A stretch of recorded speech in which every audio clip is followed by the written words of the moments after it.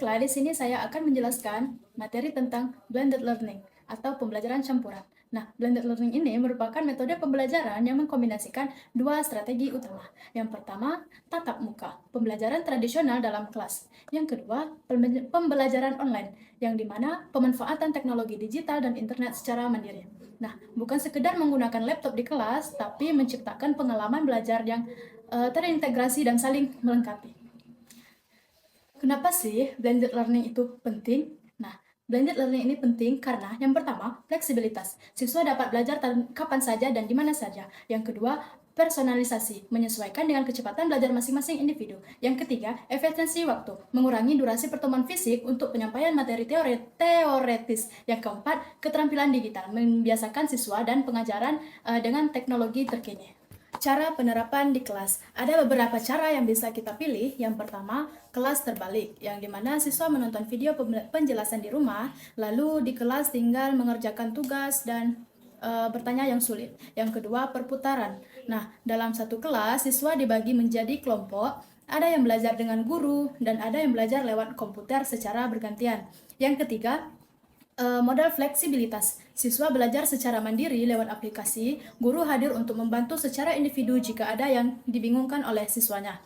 Langkah sederhana melalui rancangan rencana. Nah, adapun langkahnya, yang pertama, tentu materi yang dimana cukup dibaca di rumah dan mana yang harus dijelaskan secara langsung. Nah, yang kedua, buat materi jangan terlalu panjang dan video 5-10 menit itu sudah cukup. Yang ketiga, diskusi. Selalu buka sesi tanya jawab agar anak tidak merasa belajar sendirian di rumah. Hal-hal yang dibutuhkan.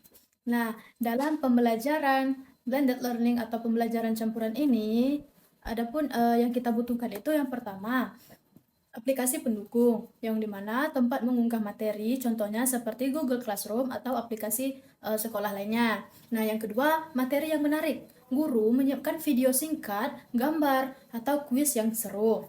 Yang ketiga itu alat komunikasi, yang dimana grup WA atau forum diskusi untuk tanya jawab di luar jam sekolah. Kelebihan dari blended learning. Nah, adapun kelebihan dari blended learning itu yang pertama, siswa lebih aktif, yang dimana siswa mendorong kemandirian karena siswa terbiasa mencari informasi sendiri. Yang kedua, pemantauan mudah. Nah, di mana guru dapat melihat perkembangan tugas siswa secara langsung melalui sistem digital. Yang ketiga, materi awet. Semua bahan ajar yang tersimpan rapi secara digital dan bisa dibuka kembali kapan saja oleh siswa yang membutuhkan. Blended learning ini juga tantangan. Nah, blended learning ini juga dari selain kelebihan juga memiliki tantangan. Yang pertama, akses internet. Nah, akses internet ini sangat bergantung pada kestabilan sinyal dan ketersediaan kuota. Yang kedua, kemampuan teknologi. Guru dan siswa perlu terus belajar cara mengoperasikan perangkat digital dengan baik. Yang ketiga, peran orang tua. Nah, di mana membutuhkan kerjasama dari orang tua untuk mendampingi anaknya saat belajar mandiri di rumah.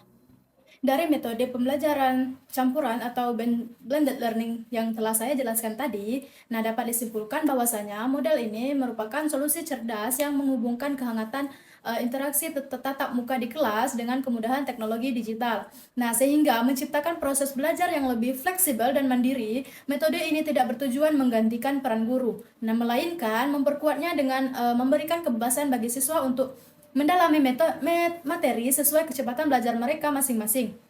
Nah, dengan menerapkan model ini, kita tidak hanya mempermudah penyampaian ilmu, tetapi juga membekali siswa dengan keterampilan teknologi dan kemandiriannya yang sangat penting untuk masa depan mereka.